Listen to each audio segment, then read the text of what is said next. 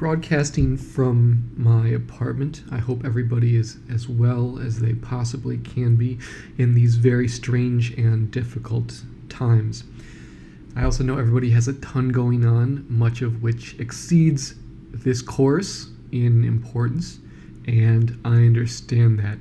Nonetheless, I'm going to be committed to keeping an infrastructure in place so that anybody who does want and need to complete this course is able to, starting with this video, and we'll have some more materials coming out moving forward to help you get it done, should you decide that that is the best or at least a good use of your time and energy at this moment in world history. Okay, so first thing I want to go over today, if you do not have computer access, please let me know right away, because the tutorial that I'm going to run through right now is, of course, specific to computer use and is going to look a lot different, and this project is going to look a lot different, and the rest of the semester is going to look a lot different if you don't have access to a computer. So if that's the case, we will find a way for you to be able to complete your assignments one way or another, but it's going to require some different strategies. So this is computer specific for today. Okay, now what we're going to be doing here is talking about how to do preliminary research into a topic. So there are a couple reasons that you might want to do this. First, I've mentioned back when we had class, which seems like a very long time ago, that when you're trying to figure out what your focus is going to be for your research argument, you want that to get as specific as possible. And there are a couple different ways that you can go about that. So one is that if you look at what scholars in the field that you're researching are doing, then you're going to see the questions that they're asking and posing, and that can help make your topic itself more precise and therefore make your project narrower and smaller, which then means that you are responsible for less material and you're going to be able to come up with a substantial answer to your question more concisely and easier. So it's just going to go better. A good academic question is one that you can answer in the space that you're given, and this is a relatively short paper, so we're going to need to be specific. So that's one reason to do preliminary research while you're exploring your topic. That is, as you're writing your topic statement, even before you actually sit down to write your topic statement, which, again, reminder, is a 200-word statement that explains what your topic is and what the rationale for it is. And you can find that prompt on Brightspace. So that's one reason why you want to do preliminary research, if possible, where possible. So another reason is just that you want to explore what kind of research you might be doing if you were to take up this question, to make sure that this is material that you want to read. So there are some questions that might be interesting to us, but when we go look at the research, we find that it's not something that we want to engage with for this class or in general. So that's another consideration. So I'm going to walk you through this process. First thing first. So we're going to need an internet browser. I've got Chrome open here. We're going to need a word processor. So what I'm going to do is Google ccc.edu library. I want to get to the library page. I'm going to click on that link. Okay, so here I am in the City College's library website. I'm going to try to make this as big as possible. Hopefully you're able to see this. I don't have the best eyes, so and I'm sensitive to the possibility that you may not either. So hopefully you can see this. So what I did is Google ccc.edu library.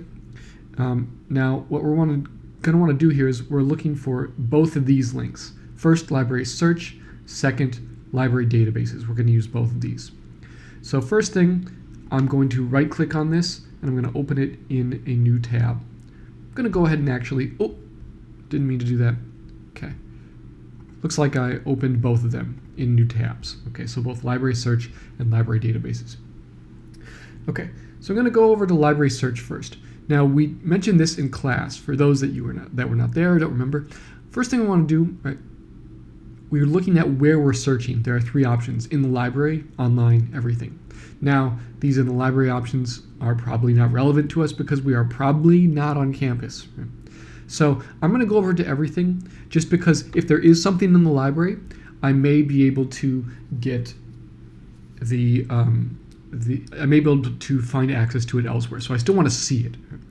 So now we need a question to pursue. Okay.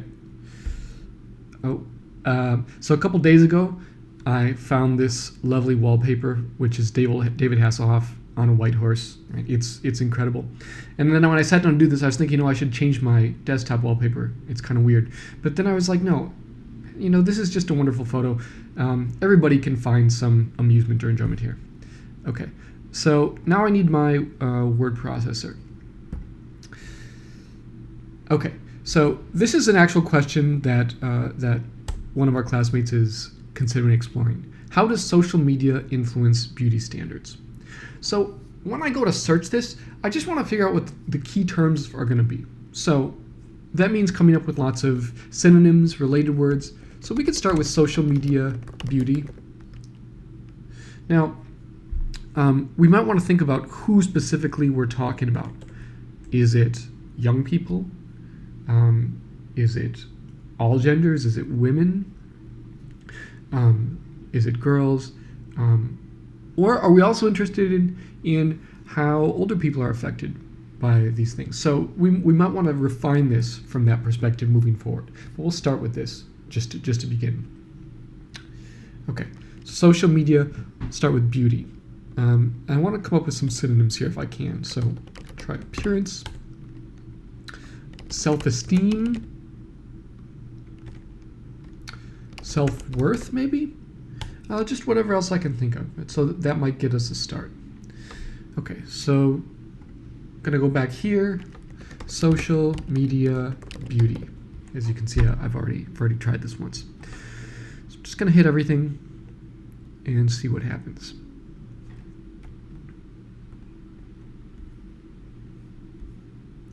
Okay.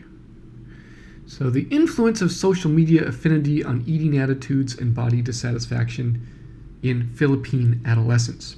Okay.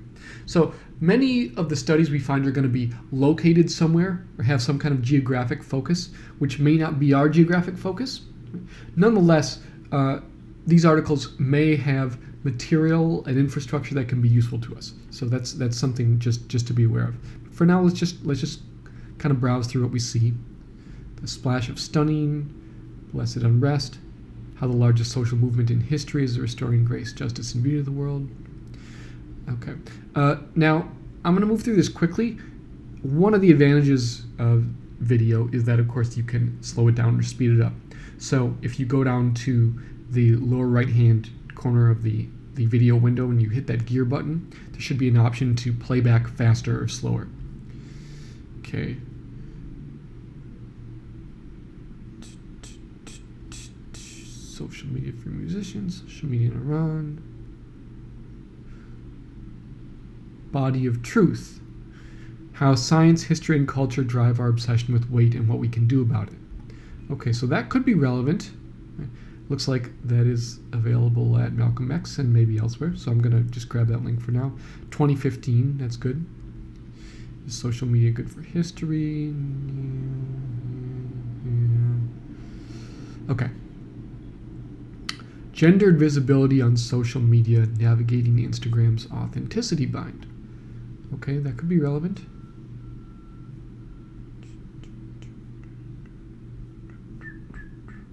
Okay, so we've got a couple options. Looks like this book is available in the library. Now, I haven't fully investigated this, but we may still be able to access material that is in the library. So let's just put a bookmark in that for now. I'm going to log in here.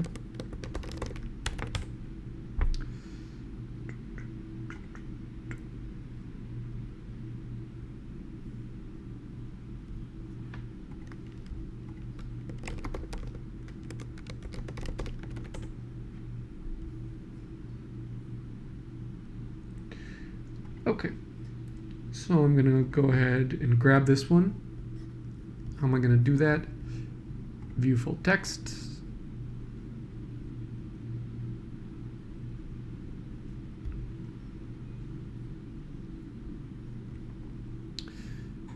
Going to click on that.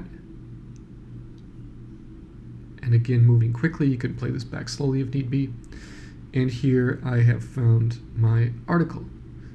Now, if I click this icon right here, then I will have saved it. Show in Finder. And there it is. Okay. So again, I just had to click through a few links, and then I eventually clicked this icon here, which is perhaps not the most intuitive. But I can also just see it here. So that's that. Okay. So now I've got one article. I'm not going to read that yet or engage with it. I'm just going to keep searching. So we went through the that was this library search link. Okay. So maybe one thing. Does that mean that we're not going to find anything? No, actually, we've got a lot more options. So I want to point you towards a couple other databases. So first, Academic Search Complete. So again, if we go back to just the library page, we go to library databases, we open that. Stop. There we go. And then we're going to go to Academic Search Complete. Same thing, social media beauty. And you notice when I started to type, I saw some other suggestions there, like social media mental health. That could be relevant. Okay. Image discursive construction of body beauty and social media effects on followers' body and eating perceptions. Okay, interesting. And it looks like this is going to be in Portuguese. Well, let's open that in a new window. And again, with each of these, I'm just going to right-click it, open link in new tab. Okay, social comparisons, reflective appraisals, and mass media. The impact of pervasive beauty images on black and white girls' self-concepts. Now, this is from June 1999, so it is before the social media era, but this is obviously going to be relevant because the issues that this paper about social media and beauty is discussing obviously going to go way back before social media. So we're definitely going to grab that one. Okay, indoor tanning. Okay, the malleability of beauty, perceptual adaptation in clinics and dermatology. Interesting. An experimental investigation of the effects of viewing positive body content on young women's mood and body image. Okay, and we could keep going, but so we've got a couple options there. So let's go back up to the top and let's try another search term. Let's try appearance.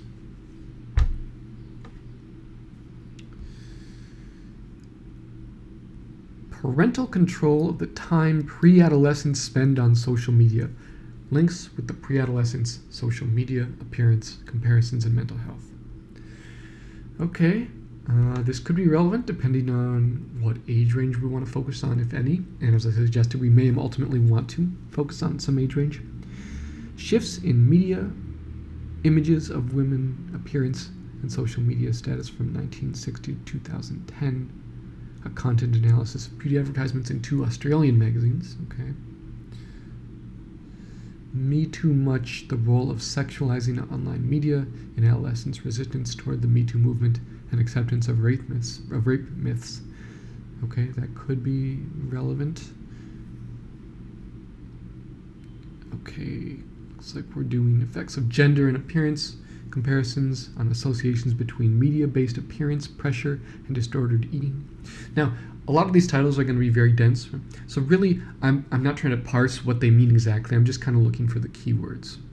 So that one we certainly could grab. Okay, so we could do more here. I want to go back. So that was Academic Search Complete. There are a couple other places that I want us to look. Next one is ebook collections. Ebook collections. So that's going to pop up here. Social media beauty. Keeping Up the Kardashian Brand, Celebrity, Materialism, and Sexuality. Okay, so this could absolutely be relevant. The Beauty Bias, The Injustice of Appearance in Life and Law, 2010. Girl Talk, Adolescent Magazines and Their Readers. So any of these could potentially be relevant depending on how we want to frame this question. Let's go back and try appearance. Okay, same title, just that one. Okay, so each of those could be worth grabbing. Now, last one we're going to want to check under encyclopedias and general reference, this second link, EBSCO databases. I'm going to open that one up. Oh wait, this is not what I thought it was. Okay, well, let's just stick with those two for now. Okay, so now we've got some articles, and I'm going to want to go back and save these. Do I have access to this?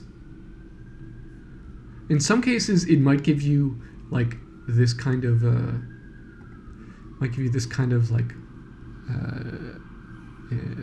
citation material, but not the actual article. Detailed records. Can I save this?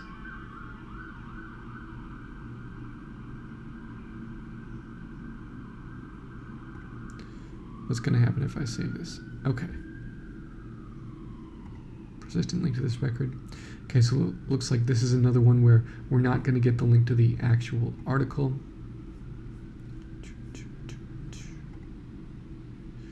Here's one where we do get this PDF full text, right? So this is what we're looking for, right?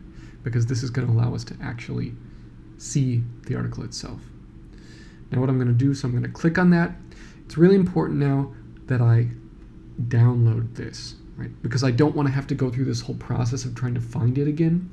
So what I'm going to do, right, I'm going to create a document where I'm just going to grab this information so that I can find it again.